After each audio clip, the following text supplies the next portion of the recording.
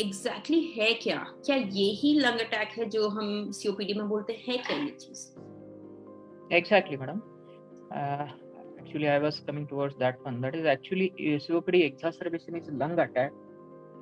जैसे कि heart attack रहता है, जिसको बहुत बड़ा हाइप किया गया है, हार्ट अटैक, ऐसे सीओपीडी exacerbation या simple leg measures since last 2 to 3 years, and since my beginning of my practice since last around 9 to 10 years, I'll be telling patients, such patients are getting admitted to the hospital, I'll be telling this is lung attack.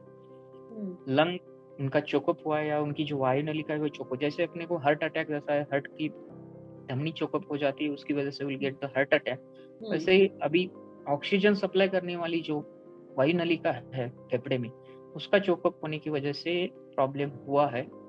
Actually, this is definitely it should be advertised as a lung attack, and people also textbook will be learning this COPD, asthma, exacerbation, and all those things. But general public or layman person will not be knowing. If you explain them in this language, it is lung attack and all those things. So they will be getting some importance of that disease, as well as what this lung attack is. Lung attack, it is also like heart attack. Patient has to get admit in the ICU. For heart attack also will admit that patient to the ICU, and he has to go through the chain of the investigation, and lot of treatment options, or lot of days he has to stay into the ICU as well as in the hospital, and then he has to come to home. So actually we should propagate this one as a lung attack. COPD exacerbation, or we can say asthma exacerbation, should be labeled as a lung attack, and so common person or layman person will be getting through. Asthma में अपने lungs वायु नलिका, airways, that is called as airways, small airways, larger airways, trachea, this one our tube, and beyond that it will divide into right and left lungs, bronchus, and after that it will divide into millions of the airways, small airways. Actually those will get inflamed in COPD as well in asthma. There will be some inflammation inside the airways. So that airway is not clean, there is some inflammation or kind of some exudate, some hypertrophy of the cells over there, hypertrophy of the glands over in that area, it is there. So if suddenly patients get some exposure to trigger factor, noxious stimuli like any dust, suddenly he has got into very much polluted area, or he has went to some other place where he was not exposed previously, and there is a lot of pollution in that area, and such at that point of time, or if some weather changes are there, patients are traveling from here and there, this state to that state, because of that weather changes also, here will be cold, in north in these days it will be extreme cold, but south a little bit cold, you can say, like that. If patient is traveling from this state to that state, so this weather changes will lead to development of some acquirance of some viral infection for such kind of patient, because there is less immunity in the lungs or airways of such kind of patients who are having COPD, and suddenly they will catch these infections, or they will get, if they will get exposed to any noxious stimuli, as I said, like pollution, polluted air, or any big dust hump, or somewhere something burning and all those things, they are getting exposed to that. So suddenly that will give to the aggravation or development of increase in the development of that. Already there is inflammation, so this noxious stimuli will lead to increase of that inflammation, and that airways will get choked up. Means that diameter of the inner diameter of the airways will get narrowed, and patient has to take that much air, that much oxygen according to every breath, and because of narrowed airways, that proper oxygen or air is not coming into the lungs, and whatever air has been taken, that is also not going out because of choking of this airways, and so they will feel air hunger or breathlessness will be happening, and because of that one, their respiratory rate, सांस की गति उनकी बढ़ती है, उनकी heart की गति बढ़ती है, उनका ऑक्सीजन कम, हम जब पल्स ऑक्सी जो देखते हैं अभी कोविड में बहुत फेमस हुआ है पल्स ऑक्सीमीटर छोटा, so with that if you are checking, that will be showing some less than 90, 85 like that, So we can diagnose over there only that patient has got asthma exacerbation or simply it is lung attack and patient has to get admitted.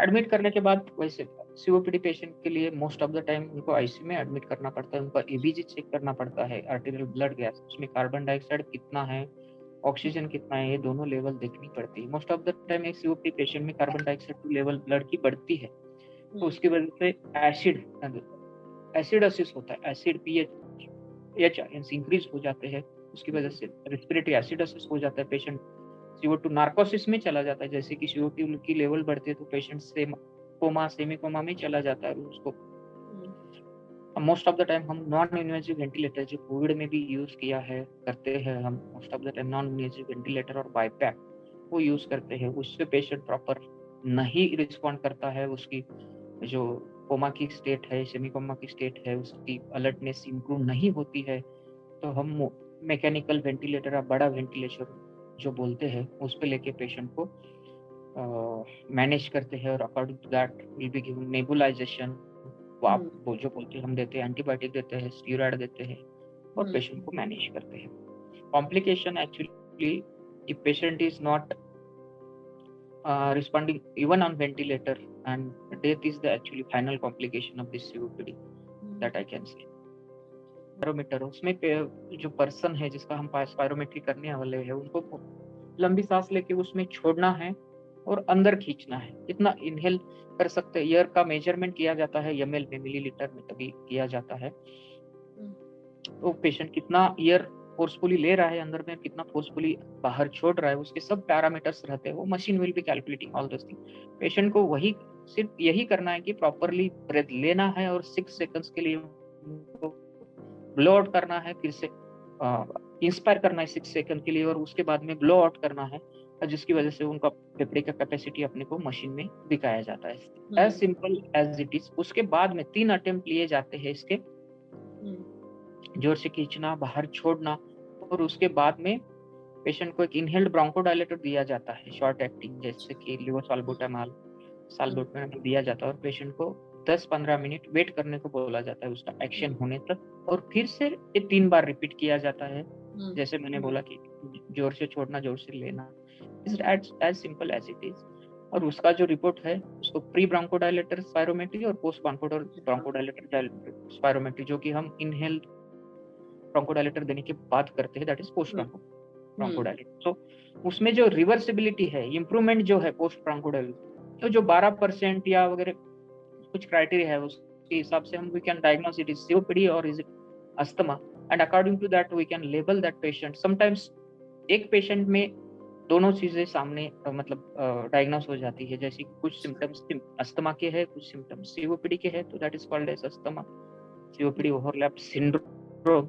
उसमें हमको COPD की भी treatment देनी है और asthma की भी treatment देनी है। So spirometry basically which is gold standard. Definitely madam, I didn't say कि इट ट्रीट नहीं होती है, it is treatable as well as preventable, but always prevention is better than cure, that is universal.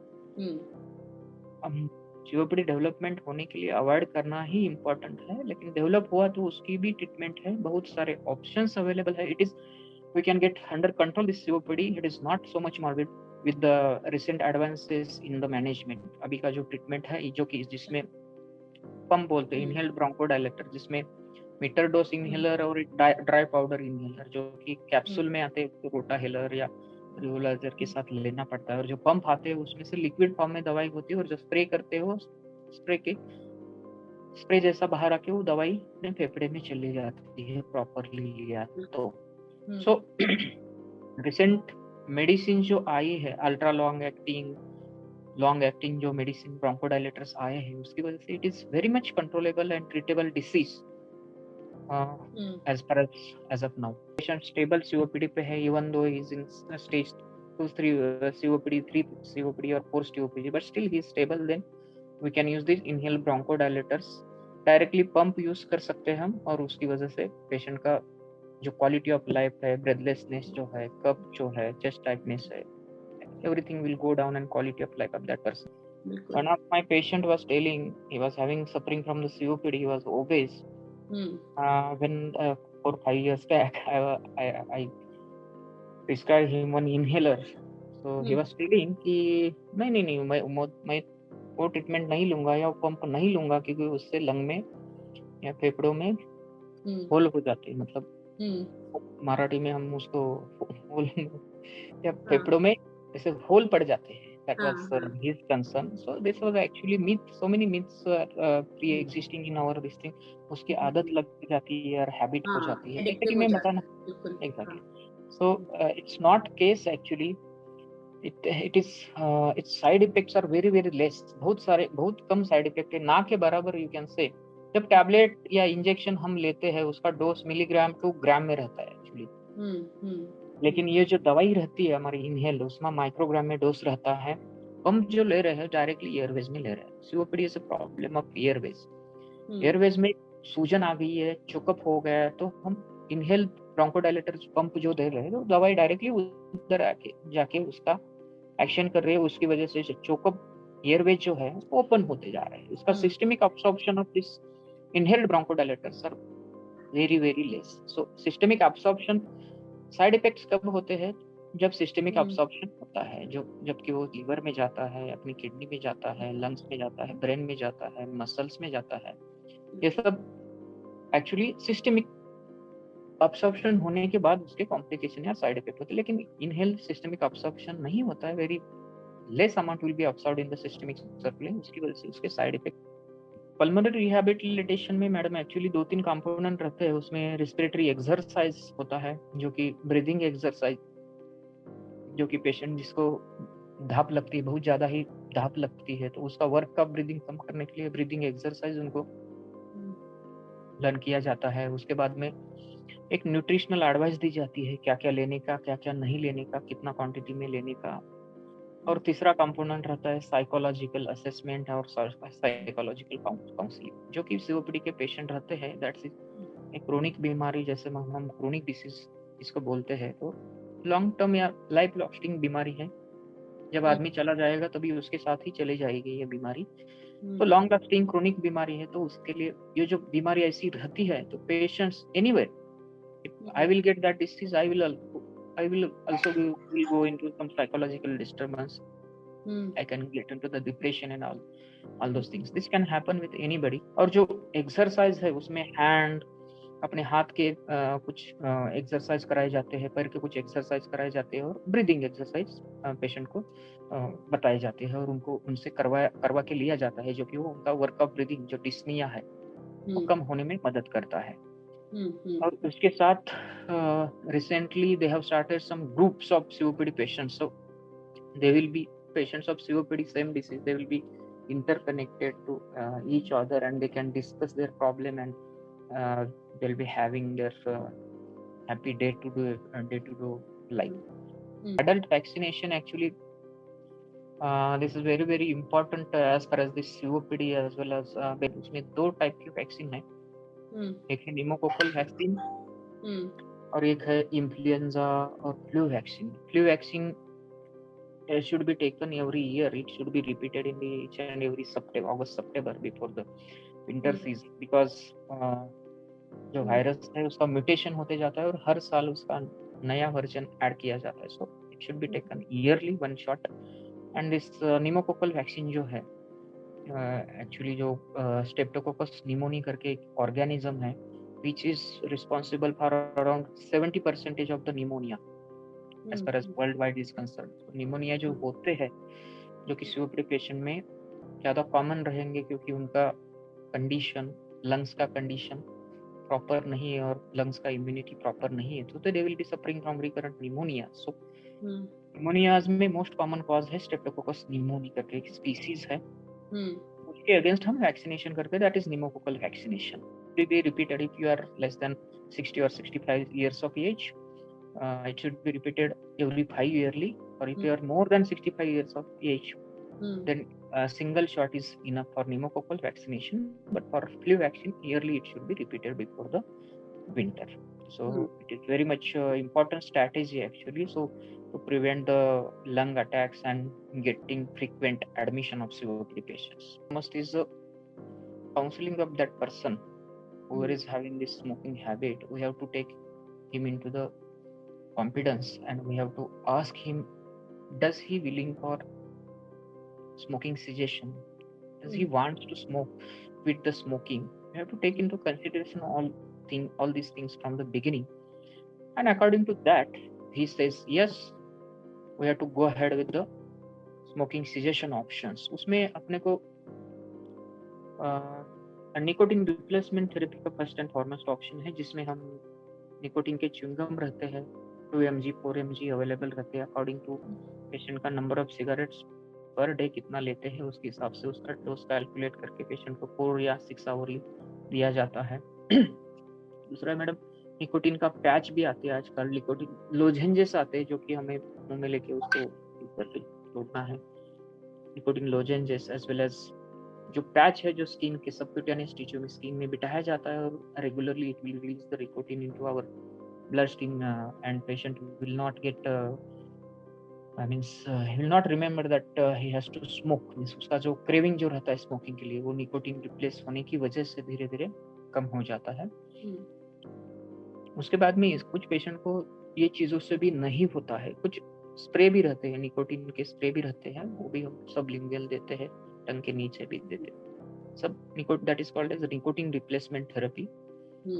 दूसरी चीज है madam pharmacological management, उसमें से कुछ ड्रग्स है जैसे बुप्रेनोर्फिन है, क्लोनिडिन है, ये सब medical management means medicines we have to give to that patient for 6 to 12 weeks according to frequency of the smoking or number of cigarettes he smokes daily. According to that we have to calculate this process and we have to give for minimum 12 weeks this clonidine as well as buprenorphine, some tablets are there. So and first and foremost again I will say psychological counseling, proper taking that person into the confidence and doing the proper psychological counseling at each and every visit of that person to the hospital or to the doctor or to the chest physician or the physician. We should be emphasizing on the smoking cessation and that is very very important, I would say, rather than this pharmacological therapy or nicotine replacement therapy. Telecommunication or teleconsultation, which is emerging terminology or even emerging concept since last around 1.5 years due to the COVID era. So I would suggest to all my COPD patients, whoever is watching this, they should get first vaccinated with this COVID vaccine, whatever is available, Covishield vaccine, any other Pfizer vaccine that is available, they should take whatever is available. And better to avoid to go to the hospital. They can take the tele consultation of respective consultant, respective doctor to whom so they are following or from under whom they are getting treatment from the beginning for the COPD. And social distancing, avoid social gatherings, going to crowded places, definitely all those things, use of mask and all those things. This is actually universal precautions, frequent hand washing, that everybody knows nowadays. So thank you so much sir, thank you so much everyone हमारे साथ join करने के लिए। आज